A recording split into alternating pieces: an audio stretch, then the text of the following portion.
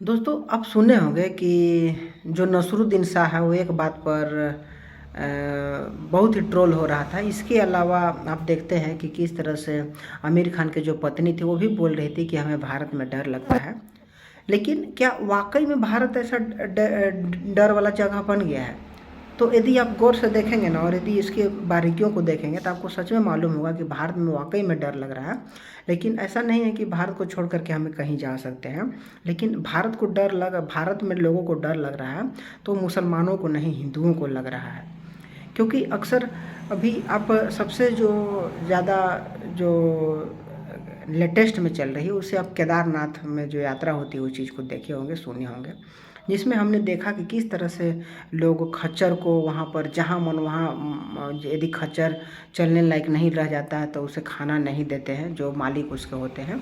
और खच्चर चलाने वाले जितने भी अधिकतर लोग होते हैं वो बहुत सारे ऐसे लोग हैं, मतलब अधिकतर जो खच्चर चलाने वाले लोग हैं ना वो मुसलमान होते हैं। और अक्सर अब कुछ वीडियो आप हो सकता है कि देखे होंगे, मैं इस पर नहीं डाल सकता क्योंकि इसमें कॉपीराइट वगैरह का डर रहता है और उसके चलते बहुत मतलब नहीं डाल सकते। और हमने देखा कि किस तरह से यात्रियों के साथ मुसलमानों के द्वारा मारपीट किया जाता है और ज़बरदस्ती बनाया जाता है कि तुम्हें खच्चर के साथ ही जाना है, खच्चर पर बैठ कर के ही जाना है।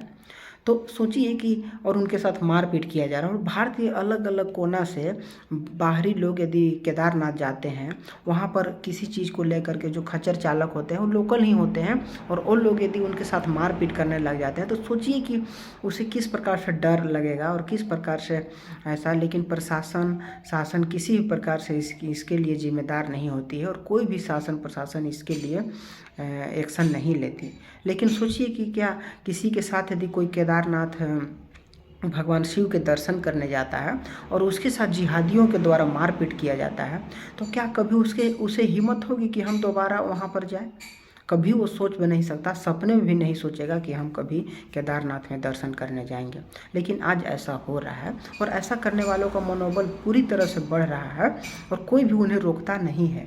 और ऐसा भी देखा जाता है कि वहाँ पर अधिकतर जो यात्री होते हैं, बहुत सारे ऐसे यात्री हैं जो कि हिंदू ही हैं, लेकिन उन हिंदुओं के द्वारा उनके बचाव के लिए एक शब्द भी नहीं बोला जाता। तो सोचिए कि कैसी हमारे देश की विडंबना है। और जब हम अपने दार्शनिक स्थल पर अपने भोले शंकर के जब दर्शन के लिए हम जाते हैं और वहाँ से हम जिहादियों से मार खा करके आते हैं तो सोचिए कि उनका दिल किस तरह से कुढ़ रहा होगा, किस तरह से उनका दिल दुख रहा होगा।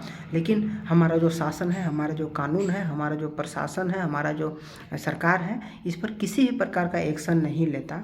और खैर हम तो अपने भावनाओं के साथ और जो लोग इस चीज़ को देखे होंगे उन लोगों को उतना तकलीफ़ नहीं हुआ होगा क्योंकि वो लोग देख करके ऐसे भूल गए होंगे। लेकिन जो व्यक्ति जिहादियों से मार खाया होगा तो सोचिए कि उसे कैसी ख़राब लग रही हो। उसको कभी भी ज़िंदगी में कभी नहीं भूलेगा कि हम केदारनाथ गए थे और वहाँ पर जिहादियों से हम मार खा करके आए हैं। वो भी हमारी किसी भी प्रकार का कोई गलती नहीं थी, इसके बावजूद भी हम पिटा करके आए हैं। तो सोचिए कि क्या वो कभी सपने में भी सोचेगा कि हम केदारनाथ दर्शन के लिए जाएं। लेकिन सबसे शर्म की बात है उन प्रशासन को, उन सरकार को कि जिसको कि इस पर एक्शन लेना चाहिए और इस चीज़ को बारीकी से जांच करके ऐसा करने वालों के साथ सख्त से सख्त कार्रवाई करनी चाहिए थी। लेकिन वो लोग आराम से चादर तान करके सो रहे होते हैं।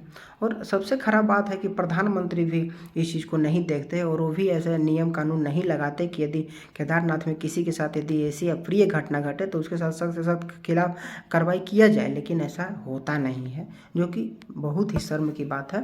और यही सब कारण है कि भारत में डर लगने का माहौल बन रहा है, वो भी हिंदुओं के लिए।